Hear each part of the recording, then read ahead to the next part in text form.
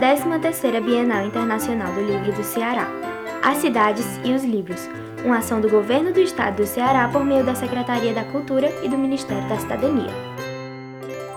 Boa noite, mais um Cultura-se especial na 13ª edição da Bienal Internacional do Livro do Ceará, começando aqui na TVC.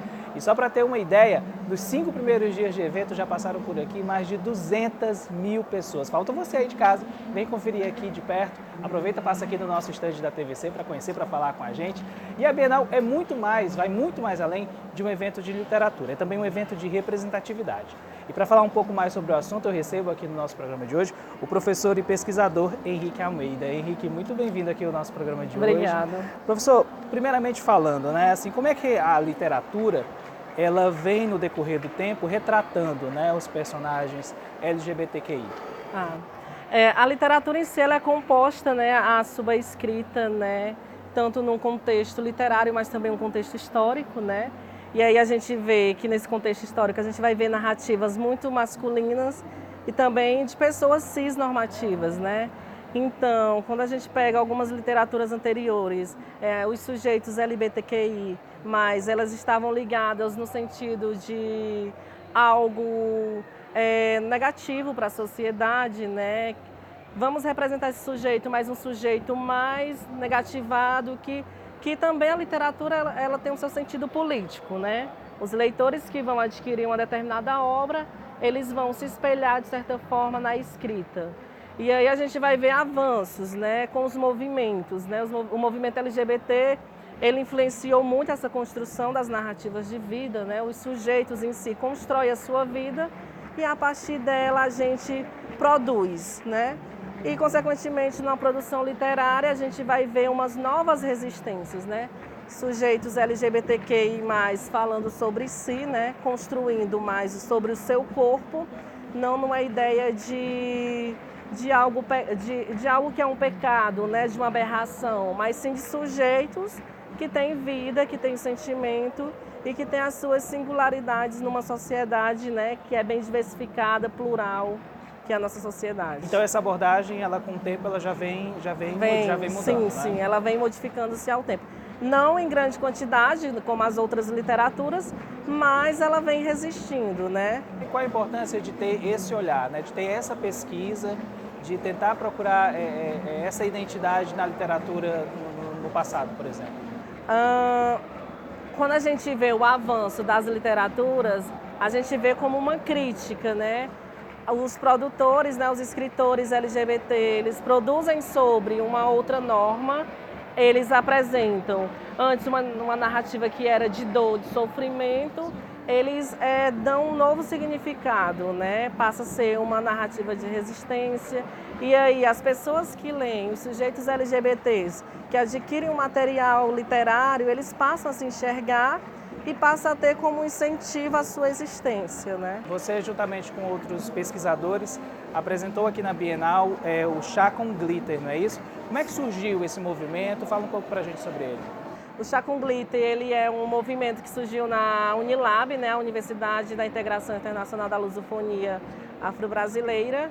E aí foi por volta de 2016, quando nós LGBTs estávamos na universidade sem nenhum apoio, né?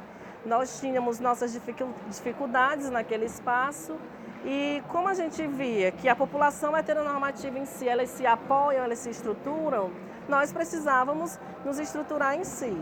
E aí eu queria deixar registrado que foi pelo incentivo do Emanuel, um aluno de pedagogia, né? Triste com essa realidade, ele convocou nós, né? Bichas. A gente se entende enquanto bichas, né? Como uma forma de empoderamento. E aí o Emanuel decidiu de criarmos um grupo, né, no período da tarde, um encontro semanal, onde acompanhado de um chazinho mesmo de purpurina, né, o glitter, a cor, né, claro, a diversidade, nós iríamos levantar questões sobre nós na universidade, sobre o espaço, como que a gente poderia existir ali, né? A gente levava nossas dores para aquele momento, né? A gente tinha muitos discursos de alunos e alunas que viviam na universidade o seu mundo LGBT, mas quando voltavam para a sua cidade, eles e elas voltavam para o armário, né? E, de certa forma, o Chá com Glitter foi um processo de encorajamento desse sujeito, né? E como é que você vê um evento dessa amplitude, desse tamanho, tendo um espaço só para essa temática, assim? É de fundamental importância, né? Porque se a gente for falar de livros, né? Os livros são compostos por diferentes escritores. O livro em si é uma narrativa, é uma produção, é uma construção de um momento, de um lugar, né? E não dá para falar de livros esquecendo uma diversidade que há anos vem lutando para se existir, para estar no espaço. Então é importante sim, né? Literatura LGBTQI+, para a nossa sociedade, né? O livro, livros para algumas pessoas é como um amigo, né? Há pessoas que preferem um livro do que amigos. Então a gente pode, através da escrita, mostrar a nossa existência, né? A Conceição Evaristo, ela fala muito da escrevivência, né? Escrever a sua vida a partir de uma determinada história ou realidade. Depois vamos continuar aí construindo e escrevendo mais histórias sim, como sim, essa, né, professor? Professor, muito obrigado pela sua presença aqui do nosso programa de hoje. E a nossa super repórter Camila Lima continua circulando por Fortaleza e dessa vez ela mostra pra gente a casa de um dos principais expoentes da nossa literatura. Confere aí.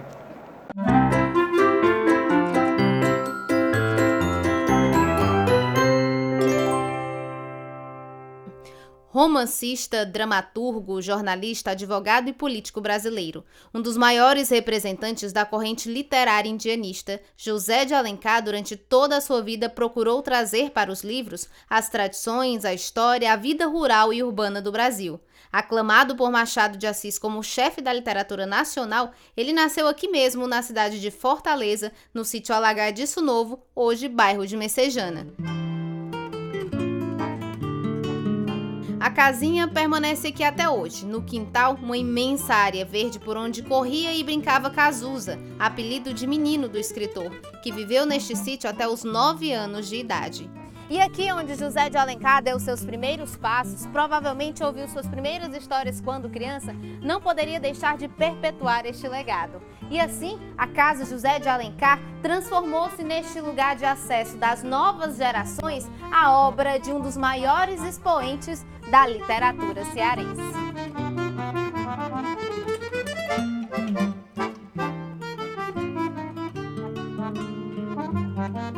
Essa visita que acontece aqui na casa é uma visita mediada, né?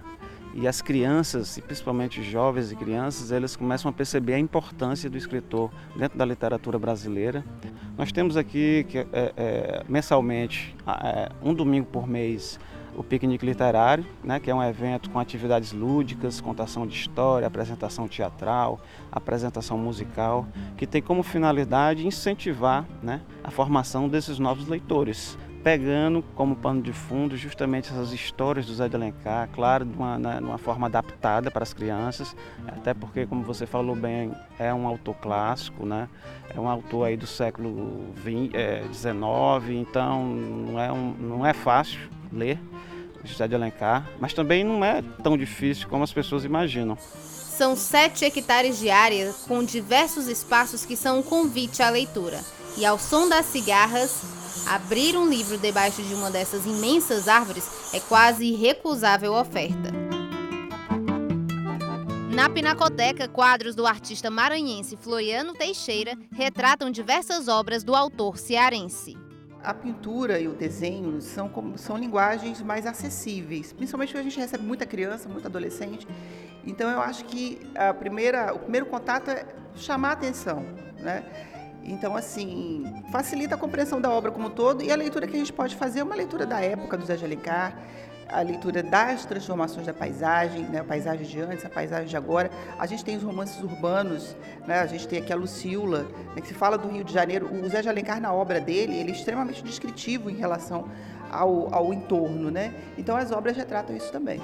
Na Sala Iracema, desenhos de Descartes Gadelha narram a história de Iracema. Aqui a gente tem todo o romance retratado. Na sala anterior, na Pinacoteca, são alguns romances, algumas peças de teatro, enfim. Aqui não, aqui é o romance Iracema todo, desde o início ao fim. Então, realmente é uma história em quadrões, vamos dizer assim, né? Não sei se eu posso chamar assim, mas é. A casa dispõe ainda de uma biblioteca comunitária, onde o foco principal, claro, é o incentivo à leitura. Olha, é uma participação muito intensa, até porque a gente tem aqui um curso de música, né, que é um curso do Instituto Beatriz Lauro Fiuza. Então, são crianças entrando e saindo o tempo inteiro. Além das escolas, né, que marcam. Então, assim, elas não só assistem à contação de história, elas podem ter acesso aos livros também. Então, isso ajuda bastante. Se depender deste espaço, o legado de José de Alencar está mantido e assegurado.